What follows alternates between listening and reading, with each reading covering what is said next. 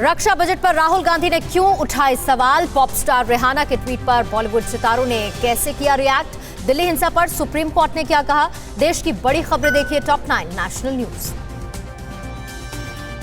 Supreme court ने आज दिल्ली हिंसा से संबंधित एक याचिका को खारिज कर दिया। सीजेआई ने कहा कि मामले में अभी कोर्ट का दखल जरूरी नहीं है। जांच का नतीजा एक तरफा निकलेगा, यह सोचना सही नहीं है। सीजेआई ने कहा कि सरकार जांच कर रही है। उन्होंने पीएम का बयान भी सुना है।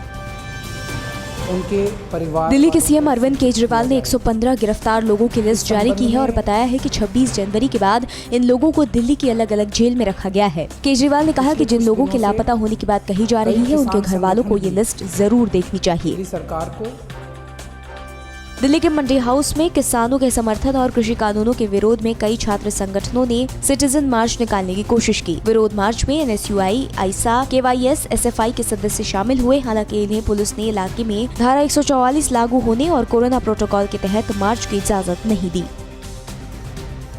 इंटरनेशनल पॉप सिंगर रिहाना के किसान आंदोलन पर किए गए ट्वीट पर बॉलीवुड सितारों के रिएक्शन सामने आए हैं। कंगना रनौत ने रिहाना को मूर्ख कहा, तो वहीं अक्षय कुमार ने लिखा, भ्रम फैलाने वालों पर ध्यान न दें और हम सब मिलकर समस्या का हल निकालेंगे। #India against propaganda.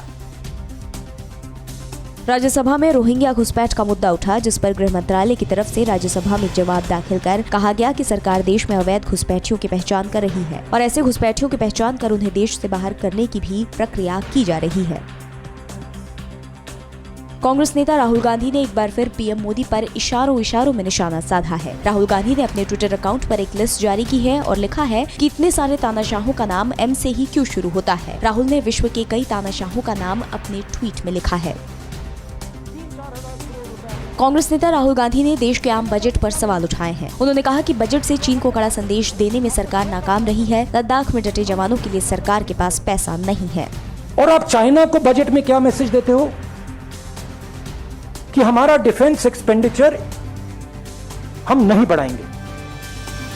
केरल में विधानसभा चुनाव की तारीखों के नजदीक आते ही बीजेपी ने यहां चुनावी रैलियों और जनसभाओं का दौर शुरू कर दिया है। बीजेपी के राष्ट्रीय अध्यक्ष जेपी नड्डा ने तिरुवनंतपुरम में रोड शो किया। इस दौरान भारी तादाद में बीजेपी कार्यकर्ता शामिल हुए। नड्डा यहां 2 दिवसीय दौरे पर हैं।